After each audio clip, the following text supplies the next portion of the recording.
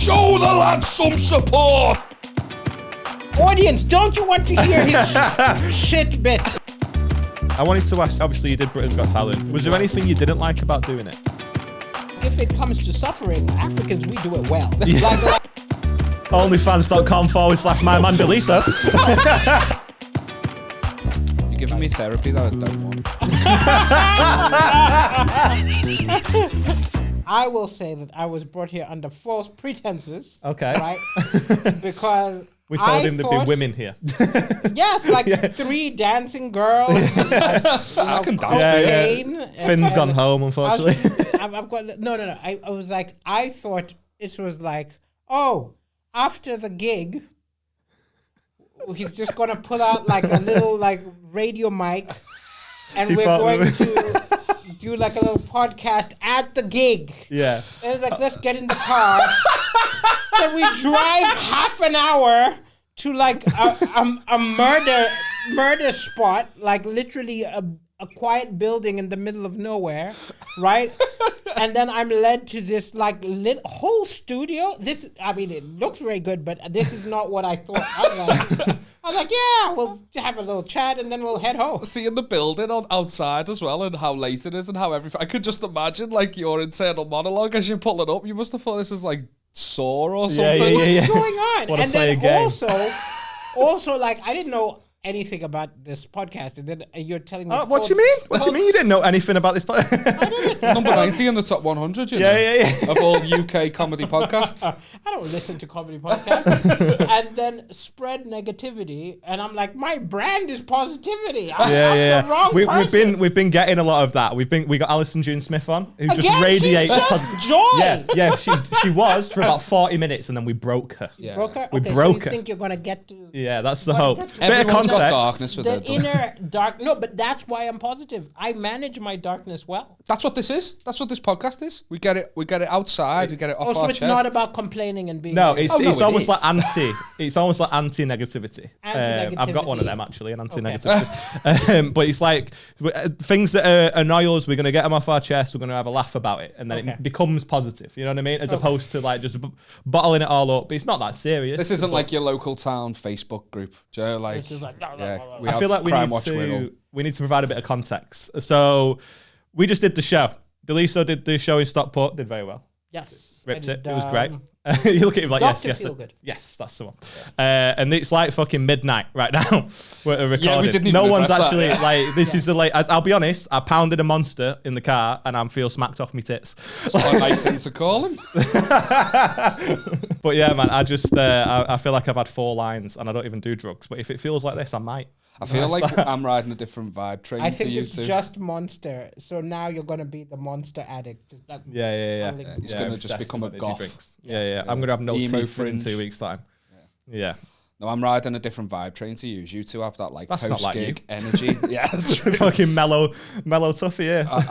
I had an hour nap before coming here. Oh, though I'm at the age now where if I have an hour nap, my gig becomes better. If I feel so fresh. I was up since 6:30. Yeah. I feel so good. I used to be able to gig no matter what, but now I need a nap. Yeah. Literally, like if I've got a tour show or a TV thing, I schedule a nap. Schedule as well. I schedule a nap because I'm like, if I don't get that nap, I'm going to be just that little bit less funny and I'm going to be grumpy later. Yeah. So I'm like an old person, like, well, I am an older compared to you young'uns. How old are you? I'm 40s. 40s? Which one? 42. 42. That's not that old. That's that. Yeah. My Douglas Adams. I'm 31. I'm 31. Yeah, exactly. The youth, enjoy it. It's wonderful. It's the first time you've been told you're youthful. I know, yeah. No. Everything works. Not with him. Not with him. He got cramp sitting on a chair a few weeks back. Like that's genuinely true as well. No. If you're in your 30s and things aren't working, you need to take a good look at yourself. Yep. Yeah. We've been over that too. I'm in denial. Let's move on. Okay. Like, because I get weird aches for no reason, and things are. Some things are Russian roulettes, which shouldn't be Russian roulettes. Like literally you can, I just think like I can be tired for no reason. I can get aches for no reason. Yeah. Your penis can just go on strike. Like when you're with someone hot. like he's holding a fucking... No, but like literally she's hot, right? Like, because this is what the interesting thing is. It's really funny to me when women are insecure about the entire like, you know, he clearly wasn't attracted. No. Sometimes your penis just goes on strike. Right? It's funny though, because usually like people go on strike because they're overworked, but I don't get that impression with your penis. It's overworked. Like sometimes it's working with women, sometimes it's working with itself. Yeah. Just itself. It's always working. You're not even there, just itself. But then I'll tell you what is funny is that, so what I would say is when around, you know, late 30s, if people start having these issues, by the time you hit 40s, you figured out how to work around it and get it back in the game. Yeah. Back in the game. I know the code to get it back in the game. Code? You throw the towel around him, you give him a little pep talk. Well, it's a different thing. Control Alt Delete his dick. I literally know the things. Now, it's one of those things you have to be with an understanding partner, but you have to say, like, if you do this, this, and this, I'll be back in the game. Yeah. Up, down, left, right, triangle. There we go. There you go. I know the code. And, you know, No, not X. if it's the right lady, she's like, okay, I'll do that. Let's do it. And the other people are like, no, you're on your own. If you can. Just go around with the analog. Around with the analog stick. Oh, fucking hell. When you say you schedule your naps in though, like I tried to go to sleep before the show. I had a bit of a quiet day today and I was like, I know we're going to be recording late. So I tried to go to sleep, but we got those curtains. They're not really blackout? Curtains. They're like, no. Oh. This is the point. They're not a blackout. They're like bed sheets. You know what I mean? As soon as that sun comes up, so do we. Okay. And I was like, there's no way I'm sleeping. And I did want to go to sleep, but how do you like schedule a nap in? Because like I'd be like, okay, at 4 o'clock I need to sleep, so I just sit there like trying to sleep. But you don't have to sleep because, as someone who's been a somniac for a lot of my life, lying down in bed and doing nothing and relaxing gives you like 70% of the effect of sleeping. So if you can't sleep, you gotta lie down anyway and not do stuff. Because your body will relax. You're blowing me mind. Yeah, I've genuinely tried to have a nap and not been able to drift off and just laid there like in the dark and the quiet, but felt like not fully rested, but a hell of a lot better just for doing that. It does. And you kind of drift ever so slightly, so you feel like, have I slept a bit? But I feel like I was aware of everything that was going on. Yeah. There's a weird adjustment period after a nap, though, isn't there? Do you not think? There's that thing also that all dads do where they're like, I'm not really sleeping. It's like, it's been 3 hours, Mick. Do you know what I mean? Like, we've seen you like lay there. You're like this. You're asleep. You're totally asleep. It's like a meditation. it's like just kind of like relaxing. So I lived in a house with, this was back when I was in university. When I was back in university, I lived in a house with a bunch of hippies, right? Okay. There were 10 of us living in the same house. We would all cook 3 times a month for everybody. I was going to say, just like fucking, you never ate. Hunger strike! Yeah. Now my dick too. Like what? Exactly. So, and it was like, people used to call it the hippie hotel. It was just loads of stuff. There was like a meditation room. There was like a yoga room. There's all sorts of stuff. But why did I bring this up? We're talking about naps. Yeah. Scheduling naps. There was a reason I Dad's falling asleep. Meditation. Meditation. Can tell it's midnight, can't we? And they were all into a certain kind of meditation, which is vipassana, right? Right. And it's different because, so you know, if you've heard of the meditation where you block out the world and you go inside yourself, that's one kind. But vipassana is the opposite. It's what you concentrate on everything you hear and everything you're feeling. Like, and it's all about not blocking out. It's about accepting everything around you. That sounds like my entire day, every day. This dad with his fingers. Yeah. He's doing Vipassana meditation. Yeah. That's what I said. Yeah, he's chill. He's chill. He's absorbing everything. I can't do that sort of stuff. I went into one of those. Have you heard of these float tanks? I've wanted to have a go with them for ages. Yeah. So Beth books that for me because I do sometimes struggle with. I've always got stuff on my mind. Like I'm constantly thinking of stuff. I'm never chill. I never switch off. Just in case anyone who's watching. Yeah. So it's what 11 goes into in Stranger Things. to get to the upside down. I've never seen Stranger Things. I'm so right. I'm so Well, a lot of your listeners have. I'm sorry to cut you off, right? I am absolutely fuming because after my nap, this was a last minute thing recording this late. I was going to watch the finale tonight. I haven't seen the last episode. Have you just ruined No, I haven't seen it yet. Ruined it for you. I woke up from my nap and I just went on my phone. I went on Facebook and some absolute fucking dickhead, some fucking aubergine emoji of a person just wrote in 3 lines, just summarising everything that happened in the last episode. Here's my question. Do spoilers really affect you? Me? Yeah. You've got to find out in the moment, haven't you? Some of the films I've enjoyed most in the past. If I don't know what's going to happen, I enjoy it. But if I know what's going to happen, I still enjoy it. But it gets like every romantic comedy, I know they're going to get together. Every superhero, I know he's going to beat the guy at the end. Okay, so on the flip side of that, though, have you seen the movie Shutter Island? Yes. Before you watch that, spoiler alert, if you're about to watch Shutter Island, I mean, get a fucking life. It's been out 15 years. But surely you've watched it already. No, but the end of that movie... That's a twist in the tail. That's what movie. I mean. And it's the same with Stranger Things, isn't it? It's not a twist in the tail movie. No, it's not so much... I've never seen it. But it's not a twist. It's not, like, I'll admit, if it's The Sixth Sense, Shutter Island, because that was like, what the fuck? About Usual Suspects, anything like that, and the twist is like, Kevin Spacey's an asshole. Fucking allegedly. Yeah, didn't find out until 30 years later, did we? They planted it. Like, for many years. But either way, like, that's different. But when it's like just a movie, like, I wouldn't have been affected if I knew how it was going to end. It upsets me. I love the, like, you know, as much as you can... write? I'll tell you what the problem is. I write fiction. Okay. So I know what's going to happen most stories anyway. Yeah. Because if they write it well, the beginning tell you where it's going. Yeah. And some people say, oh, that's predictable. I'm like, no, that's good writing because they've planted the seeds which tell you where it's going. And you can see that coming. Yeah. So there's a part of me that does that, right? But when I'm watching it with my missus, I'll say like 5 different outcomes. And then when one of those 5 happens, I go, told you that. Yeah. I say. Told you. Saw it come. I may as well write this show. I'll actually tell you that really surprising books are sometimes irritating because they break the rules, right? Okay. In that they set up stuff and then they do something else. And you're like, what's the point of that? Okay, so you've spent all this time with the setup that... They put loads of red herrings everywhere. Some people loved George R.R. Martin and some people used to fling the book across the wall because it'd be like, that's not what you set up. You killed the person who we've been following. What the...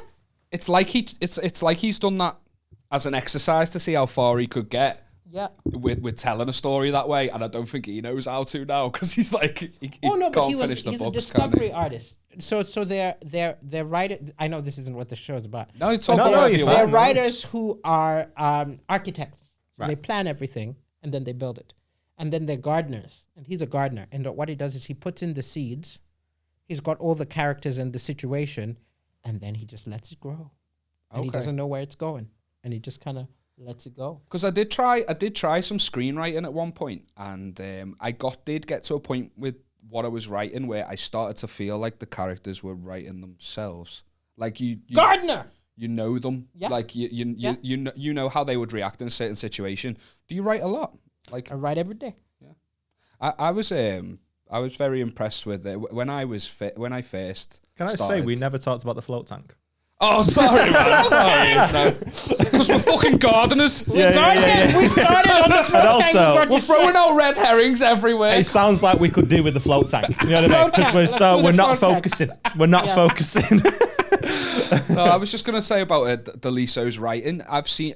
I saw you do something that I've never seen anyone do since, and I was only just starting stand up. He's I wasn't about to suck even. You off now. I know I'm not necessarily. It was just I've come a long way. You deserve it. I deserve it. No, and if it's not working, I know how to get you there. So yeah. Control. I'll tell you the code. Up, down, right, X. yeah. You just got to tap the fuck out of the fucking left trigger. There you go. Well, when I like just started doing, I wasn't really doing stand up, but I'd done a bunch of gigs. And I did Hot Water back in the Holiday Inn. We're talking quite some time ago. Quite a while ago. It was like a Sunday, Newark night. And you just came to run out some new stuff. And you had like this stack of like white, like sort of like note cards. Note cards. You still do it? But it was as if you didn't know which ones you were going to do. You just kind of like Shuffled them. Shuffled it. You'd pull one out and you'd absolutely kill it. And a reason I remember it is because not only was that impressive, you were getting like noticeably angry that it was going so well because you were like, "This is my, I'm trying to like test this shit." Yes. That's every hot water. You're not together, helping me here. This is not quality control. Yes, exactly. They laugh too easily. Honestly, sometimes I feel like hot water is a false positive. Yeah. I look, I love laughter and I want to do well, but I want to deserve it. Also, you know, when you're on and you're like, someone terrible is doing well, then you're like, then what does it mean if I do well? Yeah. I mean, like, I did a bit. I went and did new stuff at Hot Water. I did 10 minutes of new, and I remember it so well because I've never done badly at Hot Water. Yeah. I don't think if you do badly at Hot Water, maybe just hang it in. I once saw a guy do his sorry mate. I just once saw a guy do his very first gig and not be able to do it. He couldn't get the words out. This old Scouse fella just stood up and went, "Show the lads some support," and everyone just started cheering him. Wow, that's just beautiful. And he couldn't get his words out, and he even went, "I can't do it now," and he got off stage, and everyone still whooped and cheered for him. Oh, that's lovely. That's how boss Just is. but I think it's because I've only seen it at 3 gigs at Hot Water. At the gigs which they used to do, which were Punch Drunk Comedy in the Northeast. I recognise and the name. at Top Secret Kai Comedy. Humphries ran that one, didn't he? Kai Humphries ran that one. Where it's a gig, but it's also a community. Right? So there's that kind of supportiveness and everyone feels like they're invested. And I could see that. They're like, come on, man. It was a good They are vibe. the best gigs when saying. the lineup is unbelievable. Yeah. But the point I was going to make is I went down to Hot Water with 10 minutes of new, never said before, brand new stuff. Had no idea if it was going to work. And I think I didn't, in like a 4-minute bit, I had a new bit about like moving house. Don't do it now, and you'll see why. I had this new bit about moving house, and I got maybe 3-4 applause breaks in a 4-minute bit. And I walked out, and I was like, I've got a new 10 minutes. Monster. That is fucking unbelievable. I don't do any of it now, because I went to maybe 6 or 7 other gigs, and they stared at me. And this is what you're saying about Hot Water. If you're still an act, salvage it. You can still find why it works. but my point being, it was like so over the top at Hot Water to be getting applause and then silence. Huh? Do you still know it? A little bit, but Tell us. No. We'll fix it. No. We'll fix it. I'm not. I don't have to. I will fix it. Steady hands, all the technology. We'll do it in the car on the way home. All right. Audience, don't you want to hear his shit bit? Got to feel good every Wednesday. I'm hosting. £5 a ticket. Come down. You'll hear I it will then. honestly say, like, as much as I love writing, I love fixing Yeah. jokes that are creaky. I'll be honest. The only reason it wasn't that bad, the only reason I stopped doing it is because I'd moved into the house. It was about moving into the house. I was a bit bored. You know what I mean? And it wasn't good enough to. I've got better stuff that I wanted to do instead. But I just couldn't believe the fact that like fucking 4 applause breaks and then nothing anywhere else. And like I think those rooms that you're talking about, like the community ones, they're great if the acts are great.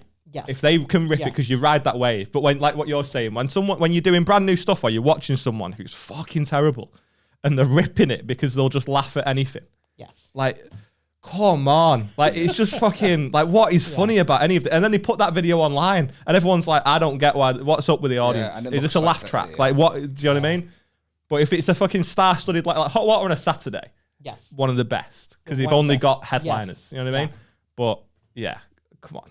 You're not that funny. On a Monday night, it's not that funny. I'll be there on Sunday getting applause breaks with mediocre material. Yeah. Oh, fucking hell. Do you do that? Do you have you like written for other comics? Yes. At all? Yeah. Yes. How'd you find that process then, writing for someone else, like someone else's voice? Like writing for me, but what I'll do is I'll watch a lot of their stuff. Ideally, I'll watch a lot of their stuff and then I'll talk to them about the subject they want me to write about, and then I'll be able to write. Okay. Because you get a sense of their style. Also, jokes are clocks. Like it's just set. Like I told you a joke on the way here, where it's like a setup punchline. Like you can do it with stuff I believe in, or I can just do it with another viewpoint. I could write racist jokes. Like I could write things I don't believe in because it's just I know the mechanics of how to make a joke work. Yeah. And then I can plug in my beliefs, so I can plug in your beliefs, so your life. And have you always been such a prolific writer, or is it something that's come with time? I've written a lot of things which weren't necessarily comedy, right? So I've written novel, Same. I've written short stories. No, but I've written, like, I'm a writer first, so I've written short stories, I've written poetry, I've written raps, I've been writing for, like, you know, this is me, like, 20 years on. Like, I've written all sorts of stuff. I didn't sell it all. I've got, like, 4 sitcom pilots sitting at my home, right? Yeah. 1 which was almost made, 3 which were just rejected. But either way, I've got that time and effort. And it's the same with when I write a short story. I've got or the novel, I've got, like, I'm a gardener, right? So I've got the characters, and then I get them in a situation where I don't know what the hell's going to happen. They're stuck in a room. There's There's lights on, 3 cameras, 2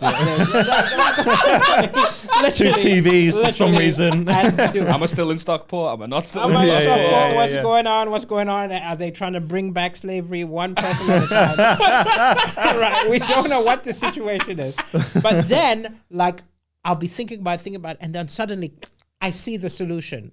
And that's my favorite moment, that eureka moment, be it for jokes or plots or anything. I wanted to ask, like, did you struggle for, like, obviously you did Britain's Got Talent, did great on it. Did you struggle to maybe, like, tone down your writing? Because I think most comics do. I don't know whether you do or whatever, but, like, I'll get an email every year or a fucking Instagram message like, oh, we saw your stuff. We'd love for you to audition to Britain's Got Talent. Just some fucking random producer. It's like, well, if you saw my stuff, you'd know that I'm not fit for it. But, like, did you reach out to them? So they didn't make you change anything? Change a word. Well, no, but this was the thing. I pitched them some jokes. They said, we don't want that one. Can you change it? I was like, no. I'm not changing nothing. I said, no, this is what I said. I said, you can't make me change anything. But what I've got to do is I'm going to give you 15 minutes of jokes, and you tell me which jokes are good. So I won't change a joke which exists, but I'll just not do it. And I'll give you do choice. Another one. And also, how long? It's like 2 minute spots, isn't it? I ended up doing 15. Like they let the comedians keep going. Right. Right. And then and then just chop it and just look at the time. Well, your first audition, they will edit. The next one, they just. Well, maybe I'm giving some of the game away, but if you actually look at how long the comedians who've done well have gone, because it's going well, they're just like, just let them keep going. And also, I imagine for the audience, like, if they get someone that's good, you know what I mean? So they're like, just let it go. There's going to be some shite that auditions. My semi-final is like 7 minutes, but it's my best 7 minutes. But I will say this, there's a lot of things they said I couldn't do. And they made suggestions about changing it. And I said, no. I'll just do a different joke. Yeah. And I think that's the way you do it. Find the 5 minutes of jokes that's inoffensive, that's not dirty, and then do that, right? But again, I've been a comedian for long enough that I had jokes for days. Yeah. So I was like, okay, I'll get rid of that joke about Theresa May, and instead I'll do this joke you don't mind, and I'll get rid of that joke. I had an exorcism joke, which I really wanted to do in the final, and they said I couldn't do it, so I took it out, and I put in a joke which I think was a mistake. I put in a joke which is a closer in African countries. Right. It's not a closer in the UK. Do you think so? Like, they made you do different jokes. Do you have jokes? Obviously, you just said the terrorism one you'd have liked to have done. Do you think that maybe Exorcism. But to be fair, I don't think they would let me do it. No, let me do terrorism either. Who knows? Maybe imagine they were on board with that. It's like, no, the exorcism one's not for us, but terrorism. Yeah. Beautiful. No, my point being, like, do you think, obviously, because you came third, yes, amazing to come third. Do you think maybe you'd have took it if you got to do the jokes you wanted to do? Like, because obviously we've all got our best 20. On the Dark Night of the Soul, I still think that the exorcism could have done it. Yeah. Right? Yeah. Because it's my best joke. I mean, like, and I had got... Do it now. We'll fix it. It's shit. It's online. I did it just for laughs. So it's been televised now. But that's a thing which airs later and no kids are watching. Yeah. Right? And I understand. They were like, this is about religion. We can't have a joke about religion. But I think they were wrong in that it's religion, but I'm like Bugs Bunny. It's the most ridiculous thing. I'm being exorcised. My dad's holding me down while they're beating me with a crucifix and they're throwing holy water. And I fake like I pretend I'm possessed, and I start putting on voices going, yes, I am an evil. It's insane. It's literally... What's tickling me, sorry, is that like the reason they've told you not to do that is because they fear the handful of families who will have watched that bit at home and been like horrified. No, because I will say, like, I've got to give them credit that they know that loads of people would have messaged... time? No. Oh, people message. I just don't get it. Especially with religious stuff. But I've done that joke in churches and in front of religious people, and religious people love it. Right? It's only religious people know the line. Like religious people love Father Ted, right? Yeah. But there's a lot of people who are like, oh, if it's funny, religious people will be angry. It's like, no, it depends your angle, it depends what you're doing. And my exorcism joke, even though it's insane, is respectful of faith. Yeah. But I understand the producers not knowing that and just being like, we're not sure. Yeah, they're just panicking and they're thinking of the, how do I say this? Like they're worried about the backlash that might not be there, but they're just covering themselves. And is it worth it? They're like, what? This comedian wants to do a 1-minute joke, which could get us in so much trouble. Yeah. So I understand now, but back then I was like, that joke, it could have maybe got me second. You know what I mean? Like, but I also think psychologically, if I was doing my favorite joke, it would animate the whole set. In that you do a better set when you're doing a joke you're looking for. But again, like you don't know. It was like, it's changed my life. I got a lot. You can't what if will kill you.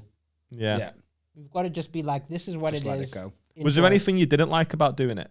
I don't want to be like the fucking hack. I didn't like the final. The final got in my head. I didn't like my reaction to doing the final, and also I found out things I don't like about me in doing it, right? Because you know what they say, when they say like money brings out the worst in people, or I don't think that's the case. I think I'll tell you what really brings out the worst. Golden buzzers. No.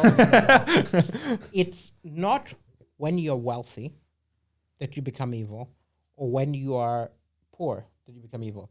But when you've got an opportunity to switch from A to B, in that period where you can switch, your morality goes out the window. You didn't boot a show dog in the face, did you? No, I didn't. But I was just like, I was so interesting.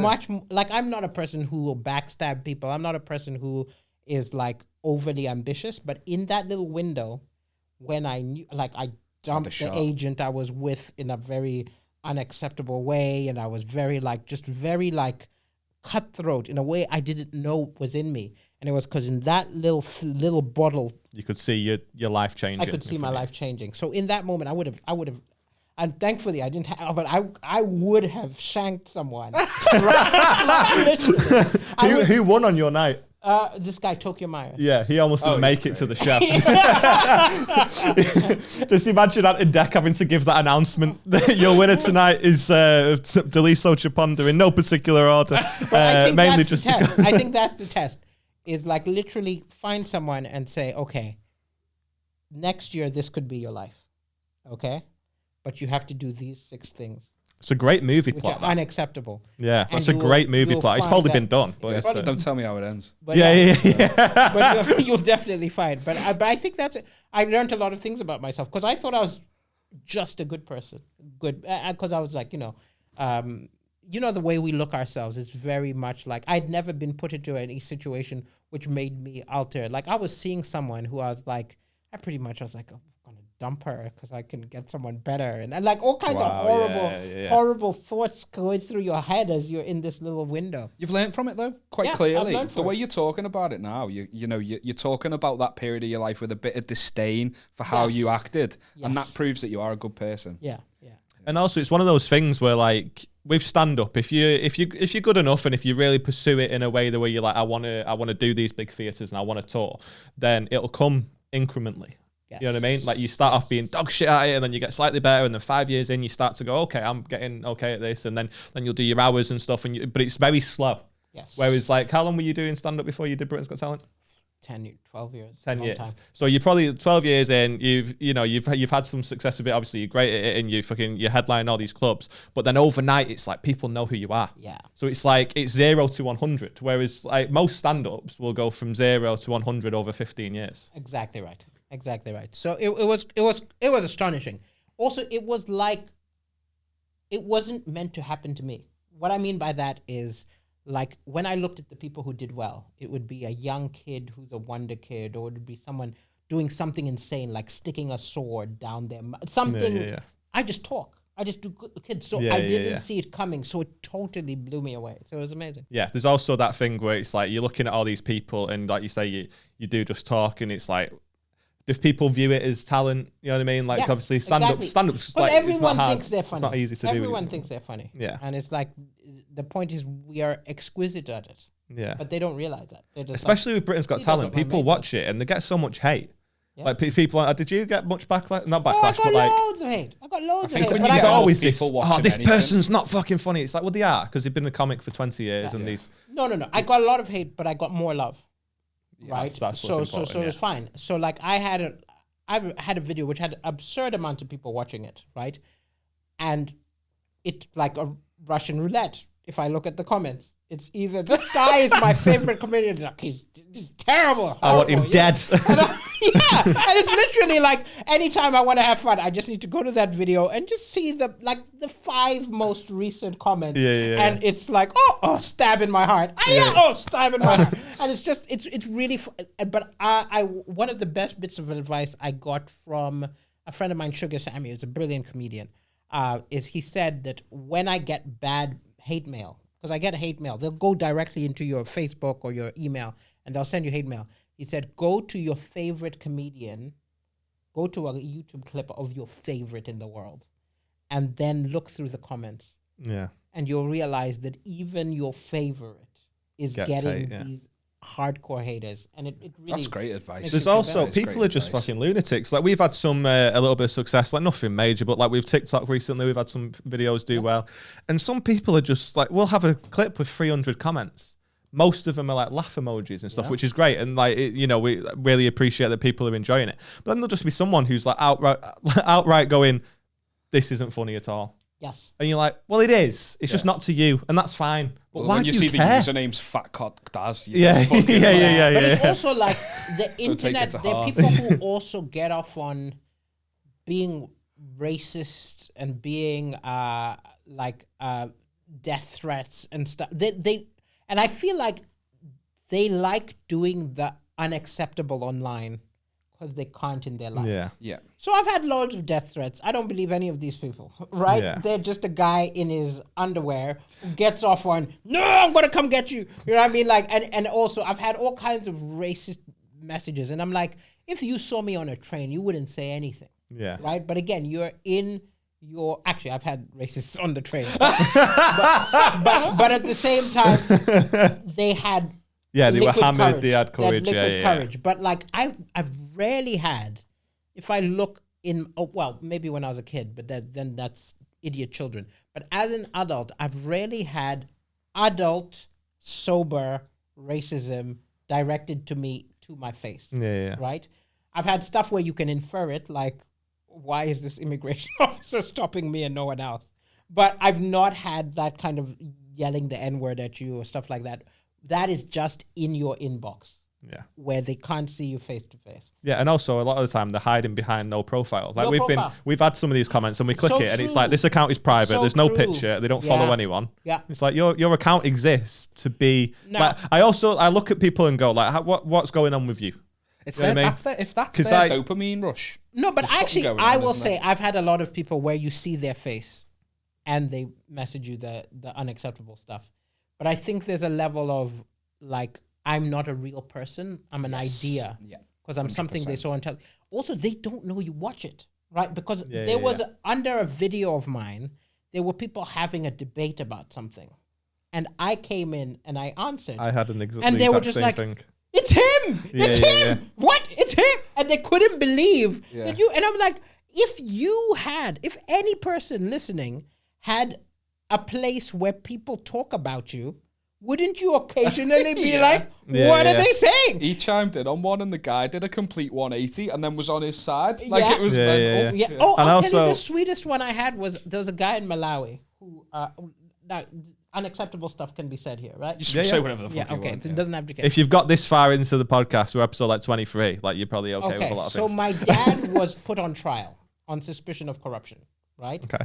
And while the trial was going on, a lot of people hated him, assumed he was guilty, couldn't get to him, so they would come to me. Sorry to interrupt, but what was his job if he was? Oh, he was Minister of Agriculture. Oh, so he was a government minister. Oh, okay. Yeah, government minister. Also a gardener. It's all making sense now. So he essentially was on trial, and people were really angry. They were sending me the hate mail, and there was this guy who sent me like eloquent hate. He was like, fuck you and your motherfucking father. Well, I'll fucking come and kill you or whatever. And I was just tired of it now, and I just started toying with him, right? I just started mocking him, saying stuff like, oh, wow, your use of words, you should be a rapper, you know, and then you'd be like, no, I'll fucking kill you, you fucking drunk, you broke-ass bitch, whatever. And I was like, that doesn't rhyme. And I was just messing with him, right? But then what's really interesting is a few days later, he messaged me again, and he was like, okay, real talk, right? Did he do it? So he went from hate He just wanted the fucking ending. Talk, right? He wanted the final episode. And then it kept going, and then eventually he was like, oh, you're so talented. I've been watching your videos. And I'm like, this guy has become a fan of mine. Yeah. And he's just bored. He's He's bored. just bored. He's bored. How empty is your life? Like, we've had that where you just sort of like what you were saying before. I put a video on Twitter. I don't have loads of followers or anything, so I'm quite surprised that it sort of went in the way that it did. Because obviously what you're saying, your video's got fucking 10 million views or whatever. They don't expect you to see it. Yeah. Whereas mine had 1,000. You know what I mean? Yep. And there was these two guys just arguing about whether or not I was funny.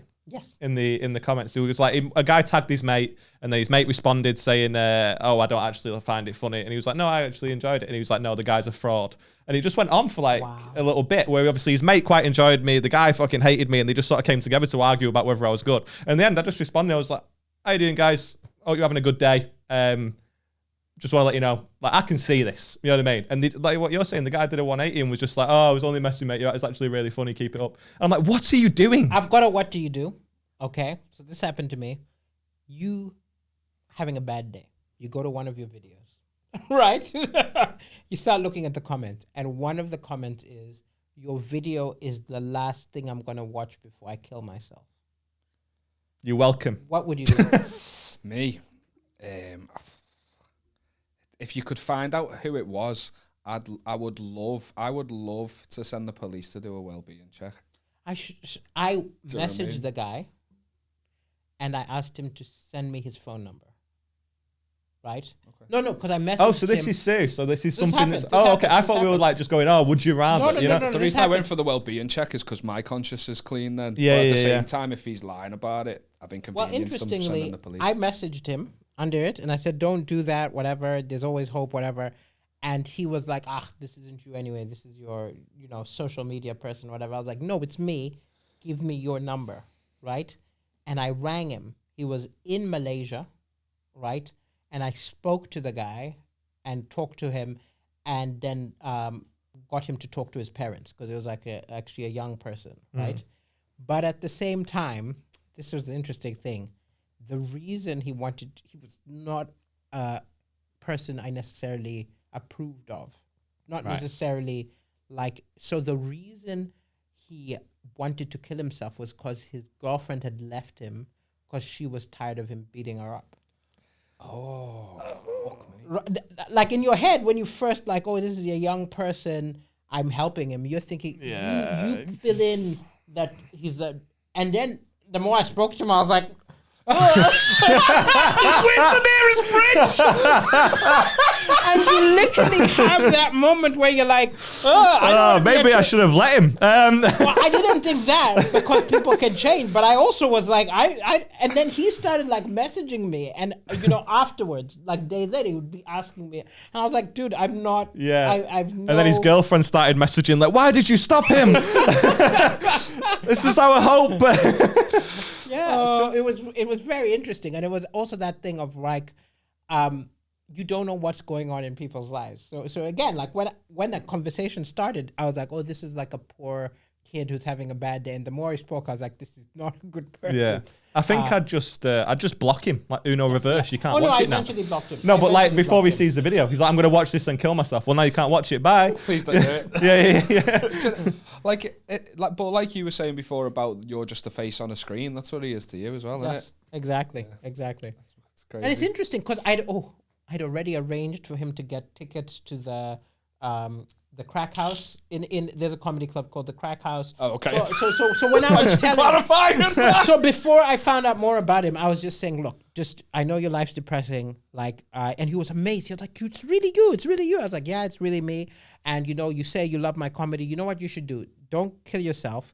And this week, go to a comedy club. I'll make you laugh. I'll get you. And I'll put you on the guest. And so I got him into that comedy club. No, I wasn't there. I was in the UK. Yeah, he's in Malaysia. Yeah. But I'll tell you what, the reason I had said that was there was the guy who plays Sulu. What's his name? Yeah, George Takei. George Takei. He was talking about how there was a no idea. At conventions.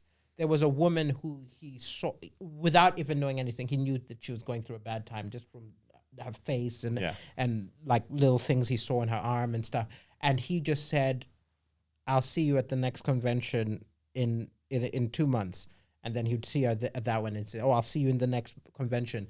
And then years later, she messaged him and said that that's the only reason she didn't kill herself. Because she always had she's punctual. She had a thing she was looking forward to. Yeah. So I was like, let me give him something to look forward to. And then I was like, oh, let me cut him off. Because yeah. Because I don't know.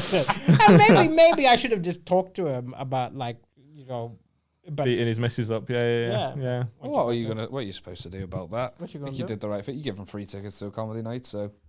What's up, guys? The podcast is growing and we're dead happy, but we need your help. What we need is for you to start sending us in your most embarrassing moments, the worst things that you've ever done to yourself or someone else, and most importantly, what you want to get off your chest. So email us in at spreadnegativitypod@gmail.com, and if it's not shit, we'll read it out in a future episode. But I've got faith in you. It'll be fine. Pause it here. Go and send us something in, and then we'll read it out. Do it. And as always, if you could like, comment, and subscribe, give us 5-star ratings on all the platforms that'll let you do it. It just means that more people will find us, and it's a big, big help. Like we said, the podcast is growing quicker than we expected, and we're buzzing with the support. We really are, but we want to grow bigger. If you can, please keep telling your friends about us. Drop the link to the episode into your group chats and help us spread more negativity. You're the greatest. We love you. Let's get back to the episode. You've just been talking about mainline and joy, right? Yes. But this is spread negativity. We have talked about negativity. This is my point. Spread negativity. As I said, I don't know why I was booked for this. Yeah. We want to know the real you, though. Actually, I was booked because someone cancelled and there was no one available. So, bring that positive fucker here because there's no one else acceptable. No, right? we like getting the likes of Alice and June Smith on, Josh Jones, because they just people just breed positivity. I find it fascinating. We want to know what makes you, if we can crack you. You know what I mean? Okay. Here we go. So if we want to know, have you got any controversial opinions, first of all? Okay. I'll tell you what my controversial opinion is. Are cult leaders, people who start cults, did they do anything actually wrong? Right? Okay. No, because I watched a Netflix thing about this guy. He started Nevixium, right? It's like this cult where people have sex one. Yeah. Right? But I don't think he did anything wrong. Everyone was an adult. Everyone was an adult who joined his cult. It's not like they're all consenting brainwashing kids. He's getting consenting adults to join a cult, right? Okay. Brand themselves. They are branding themselves, giving him loads of money and being exploited. But they're adults who were talked into this. Sounds like a swingers club. I want to be a part of it. Sounds like a Netflix subscription. Yeah. Dude was having orgies and looks like an accountant, right? He does, yeah. He does, yeah. I literally was watching this and I was like, what did he do wrong? He's in prison now. And I'm like, what did he do wrong? He literally talked some nonsense, right? These people bought it. It fulfilled their lives. And then what? After a year or two, they're like, "Oh, I probably shouldn't have burnt his initials into." Yeah. You say branding like he's outside a nightclub with a marker pen. Like it turns out he's got cattle prongs No, they've got cattle prongs, as we've just learned. They did it themselves. They did it to themselves. Like there was branding. There was also look. It did a lot. People say it's blackmail, but you willingly gave them dirt on yourself. Yeah. Right. But either way, what I'm saying is when I watch things like that, I always find like people like, oh, this person's disgusting. This person's whatever. And I'm just like, but what did they do that's wrong? Yeah. He created a club with some weird S&M vibes to get in. Yeah. You joined it. It gave you purpose. And now you're having second thoughts and he's evil. And also, there's like some... If there were kids involved, it's different. Yeah. Yeah, hang on. You don't say. No. Don't brand the kid. No, all right. I'm putting a disclaimer in that, like, oh, fuck them. You can influence a 16-year-old or something. Yeah. But my point is, his victims were adults. Yeah. And at what point is it the burden not on their choices?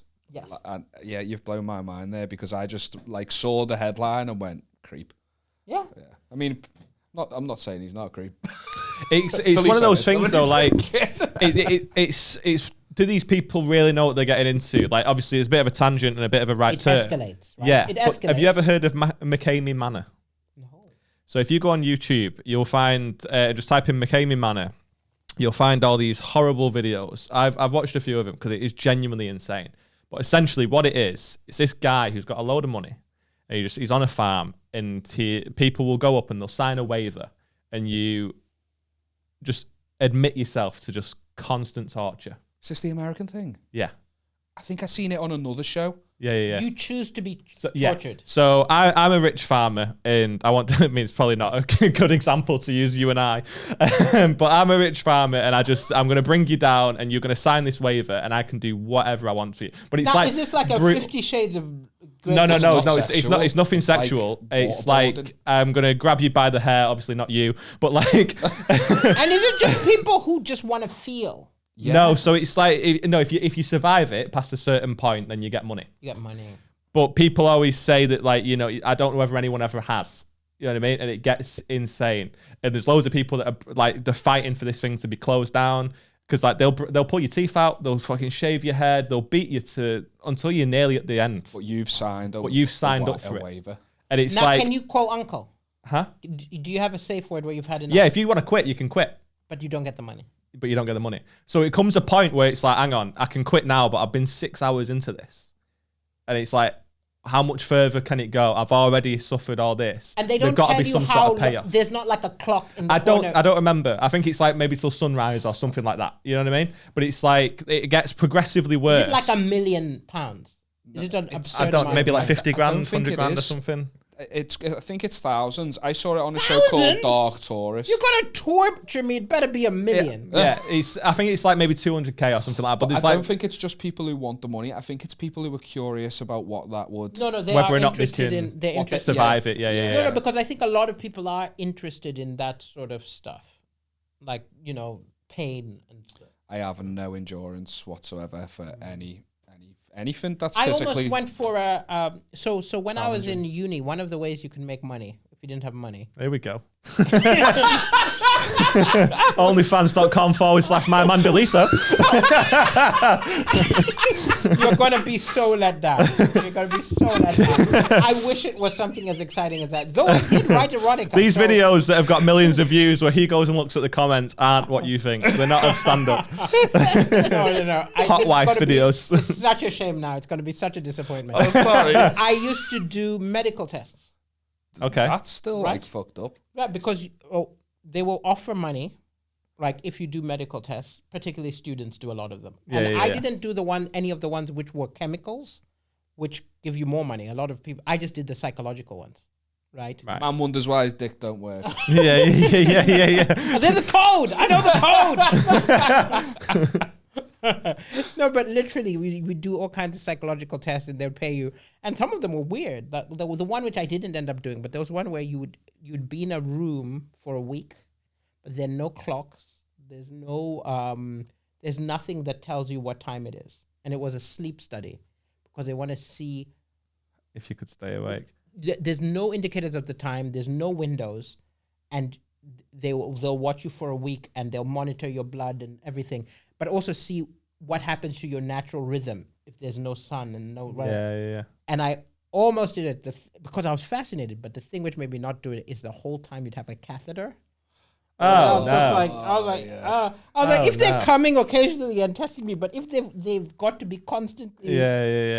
Yeah, you just like, plus you get bored, wouldn't you? You end up sort of like seeing how high you can swing it against the wall, and you know. My brother got really drunk and passed out and choked on his own vomit and had to go to the emergency room. So I get the what? Yeah, no, it's related. The emergency room. Did I really just say that? Hey, why did I say emergency room? Been watching too many fucking we talked TV about shows. one American fucking like George YouTube Clooney, series. all right. Yeah. He had to go to A&E and we get there and they give us the talk. They're like, look, we don't know how long his brain was starved of oxygen because he was choking. So we need to make you aware that there's the very real possibility that when he wakes up, he won't be the same person. Like, it won't be the person, we just need to prepare you for that. So me and my mum are shitting ourselves, right? And then they come through, like hours later, we're waiting in the hospital for hours, they come through, they're like, he's awake. And I go through, and I walk in, and he's lying there like that, and he just goes, there's a tube in me dick and I really don't like it. And I was like, it's him. And he was like, can I take it out? I went, I'll ask the nurse. And he just went, can you take this tube out me dick? And I went, where are your manners? He just goes, please. And then you turn to your mum and you were like, honestly, mum, I'd rather he was gay. That's a reference to a previous episode, by the way. I thought it was to a joke. Last week's episode that went out was, it was Liam told a really heavy story about it. We won't get into it. It was a lot. Okay. Any embarrassing moments? You ever had a tube up your dick? Down your dick, I suppose. I've had loads of embarrassing moments. I think humiliation is the path to becoming a comedian. Yeah. I could get on board with that. It's interesting because people say, a lot of comedians have hard childhoods, but I think hard childhood makes you an artist. But you might be a painter, or you might be like write books or something. But I think humiliation leads to comedy. I agree, 100%. A lot of humiliation. So you're telling us you're a cook? Huh? No, but that's voluntary, fun humiliation. Is it? I don't know about the fun part. People who are cocks are enjoying it. Yeah. They love it. No. I'm talking about the terrible humiliation which you don't enjoy. Okay, when have you been humiliated? Do you think the thing that makes you a comic is not just experiencing that, but then retrospectively seeing the funny side in it to cope with? No. I don't use my humiliation in my comedy. No. It's just that's the dark history, and I was like, I want to gain control of the laughter instead of being laughed at. Okay. So when people laugh at me now, I made them laugh at me. Right? Yeah. When they laughed at me when I was 12, it was because I was being beaten up and mocked and been locked in a little closet and. You're giving me therapy that I don't want. You're making me look inside myself and I'm going, fuck you, Daliso! Look inside yourself. It would be like a giant vending machine. No, because I think, I will say, look, I know this is a comedy thing, and a lot of things, a lot of comedy is avoiding the truth because it's fun. Yeah. You know what I mean? Like, but at the same time, like, honestly, I would say, like, my life, there was a period when I was 9, 10, 11, my life was torture. Really? Right? Yeah. It was horrible. Right? And so there was like, it was not bad moments. It was like, oh, that was a good moment, and that was a good moment, and the rest was just like shit. Yeah. Right? And it was just horrible. And I'm like, one humiliating moment, there was loads of them, right? But at the same time, I almost feel like that's my like origin story. Yeah. In that I had enough positive things going on, right? That I had friends amid it, right? In that, like, I'm like, if I didn't have friends, would I become a serial killer or something? No, because when you watch serial killer, what I always hate when you'd have been the guy that was commenting on your clips. No, but like like, seriously, I hate the fact when there's serial killers in movies, they always have a scene where they talk about their bad childhood. And you're like, I had a bad childhood. And they'll talk about, and they had this happen. Oh, that happened to me. And you're just like, I don't want to kill nobody. I hope it doesn't just happen. Like, and I think that the problem is they're oversimplifying the thing that leads people to horrible things. Because loads of us have horrible things, have had horrible childhoods. It's just we found better coping things. And my coping thing was humor. And first it was things like I found like Roald Dahl books and I'd giggle and read. And I found my escapes. And my escapes were funny things. And then I started making up funny things. But you want one humiliating thing. And that stuff's too heavy. So I'll give you one.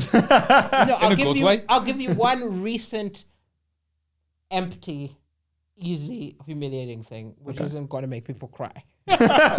Okay, so I was given advice by because I've got the depressing shit. I'll tell you what's funny. When I was on Britain's Got Talent, they were like, do you have any sad stories? And I was like, drove. Do I have any good stories? I've got loads of no, but I'll tell you what the thing was. Like, my brother to this day is like, why didn't you tell them all the bad stuff that happened to you? You would have.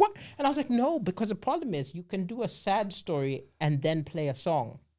But I can't make them cry and then be like, hey, here's a funny joke. It wouldn't work. Literally would. You can't have a little moving VT and then, no. It's like, we've all done a gig where it's like, we're going to bring on the acts. But before we do that, we lost Tim at the weekend. So we're gonna pass around a little bucket. But in the meantime, please welcome Daliso Chaponda. And you're like, what the fuck? Tim sounded like a guy. Yeah. Also, anyway, let's crack on. He died. I'm going to die now. Yes. Also, not to brag, but like if it comes to suffering, Africans, we do it well. Like this wasn't like British levels. We had no social services. We were refugees. You know what I mean? Like I could have really mined the heartstrings. But my point is, let me tell you, nice, easy, comfortable one. Please. Pants fell down on the train. So that's the level we're looking for. So I was given advice by a magician who had done Britain's Got Talent called Jamie Raven, very talented guy, right? And he said, you know what? He's giving me tips for now that you've been on BGT. Sometimes people will recognize you and they'll approach you and they'll be really, really shy, right? And if they're shy, just help them along and be like, oh, hi, you like the show? Do you want a selfie? And then you have that moment and they leave and they're happy, right? I'm at a bar. This woman's like, oh, you're that comedian? I'm like, yeah, but they seem a little uncomfortable. So I said, oh, hey, do you want a selfie? And she said, you're not the Eiffel Tower. Oh my God. Shots fired. And I was just like, I've not asked anyone since. I mean, if she did her research, you're not allowed to take photos of the Eiffel Tower. Oh, apparently. you were so nice about it as well. And I bet you it took loads for you to go, you know what, I'll take the advice. It was terrible. It's horrible, that sort of stuff, though. I was at a show recently and a girl came over and she was like, oh, hey, you were great. And she was with one of her friends and stuff. She was like, oh, I really enjoyed it. And then she said, can I get a photo? And I was like, yeah, sure. I don't understand why people want photos with me, but I'm more than happy to do it. And then she turned to her friend and she just went, oh, should we get in a photo with him? And she just went, no. And I was like, okay. So then I had to take the photo with her friend, just being like the friend that didn't want to be in the photo ended up taking it. And I just thought I had to stand there knowing that the person that was holding the camera and behind it could not give any shred of a fuck about me. And I just had to stand there like, oh, mate. When we went to Vittorio's show after the record last week, some guy came up at the end of the show and he went to me, can I get a photo, mate? I thought, why the fuck's he asking me? But he was handing me his camera to take the photo of him and Vittorio. I was like, of course that's the case, but I think it's time to bring the episode into a landing. Okay. Smooth. Okay. How do we do this? The last thing we always it's not the last thing we ask, is it? So I've just butchered that nice smooth. Okay. I was talking to usually Aaron who does this bit. Yeah, there's a reason for that. Isn't it? Please take control. Please take charge, Daddy. Okay. If you're new to the podcast and you're watching because Daliso's on there, then basically at the end of the episode, we do a section at the end called Off Your Chest, where you just invite the guests to get something off the chest. I have a feeling it's probably going to be something really heavy about his childhood. Probably not. But have you got anything you want to get off your chest? Anything that's happened to you today, this week, this year? Again, it's not really funny, but like, do you ever have people ghost you? I don't think I've been ghosted, you know. I've got someone who is Never like... put your heart out there. Like, that's why. Too scared of the fucking reaction. No, but like, it's weird though, because they ghost me and then they reappear. And then I'm like an idiot. Like, I'm like, okay, we're back. And then they disappear again. And then they ghost me. And then they disappear again. And it's like a weird kind of abusive relationship where I have no power over when this person appears, right? But they just constantly ghost me in between moments when they decide they want to see me. I don't think that's a ghosting. That sounds like a haunting. They A keep haunting? fucking coming back. They keep coming back. I think They it keep sounds coming like a back. friendship. Is that what your friendships are like? No, but like usually you go and meet your mate, Back and forth. then you don't speak for 2 weeks, then you go and meet them again, and then a month later you're going like you're just friends with people. You don't understand. No, but what if you were sleeping with them? Then And they're ghosting you like literally you will message hang them. on, let me make sure I'm hearing this right. You found a woman that will leave you alone until she wants to have sex with you. And No, you're but it's using this as a horrible. negative. No. Like literally you message her, hey, how you doing? Nothing.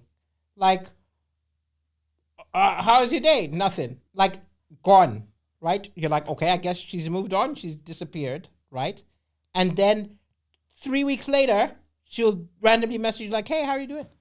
Daliso, I hate to be a typical man, but I'm really struggling to see what the problem No. is.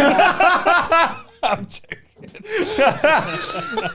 What's happened there is you fell in love and she just wants to bum your head off. No, but it doesn't make sense. It doesn't make sense. It's a weird psychological trait. It's so There is weird. something annoying when you ask someone a question, a close friend, and then Not even a sentence. Like, I'm not saying like I want a heart to heart, but literally like no reply. No reply. And you can see they've read it. you can They've see got the ticks. gone, right? Yeah. And then I'm just like, I guess they're not answering me. Like literally, I messaged them 2 days ago. And also sometimes, I'll tell you what's even weirder. They'll give me a really personal detail like, oh, you know, this person I know went into hospital. And I'll be like, oh, are they okay? Are you okay? Nothing. That's odd behaviour, that's Gone! really... But I guess the thing I can't get off my chest is I can't cut them off, right? Because a lot of people advise it like if you're in a situation where you're not enjoying this and you're not getting whatever, just stop answering. You be the person who leave them. Yeah. And I don't have it in me to do it because I want the crumbs even when they give me the crumbs. They only give me crumbs, but I want those crumbs. They're delicious. They're delicious.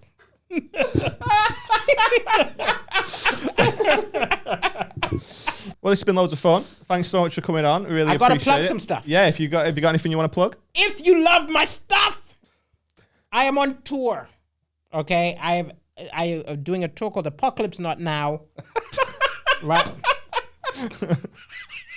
It finished, but it was selling well, so we extended it for 20 days. Right, new dates all across the UK, in Malawi, in Zambia. Right, we're going crazy. So go to africancomedian.com. You'll find out how. Fuck off. That's not actually your website. That's my website. I took it first. All the African comedians have to come to me. I was fuming.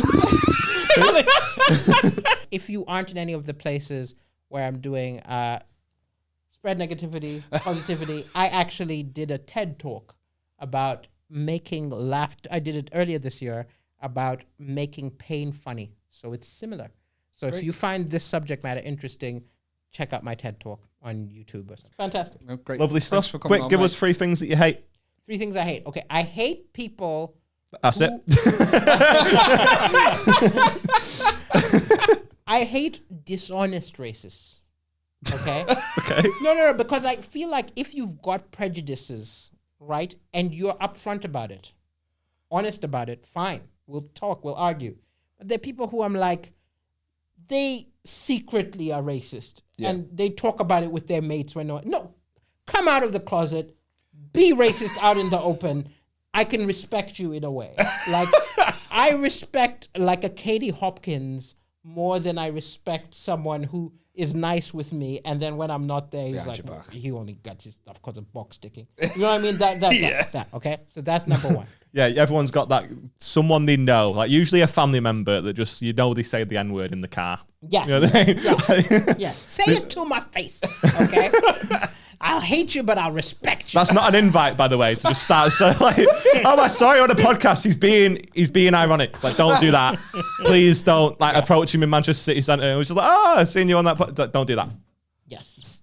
I hate people who get success without working. I respect people who work like maniacs, like workhorses. People who work, but when you come across someone who's had something without work, I hate that. Because there are people I know around them who work like maniacs, right? I hate aging.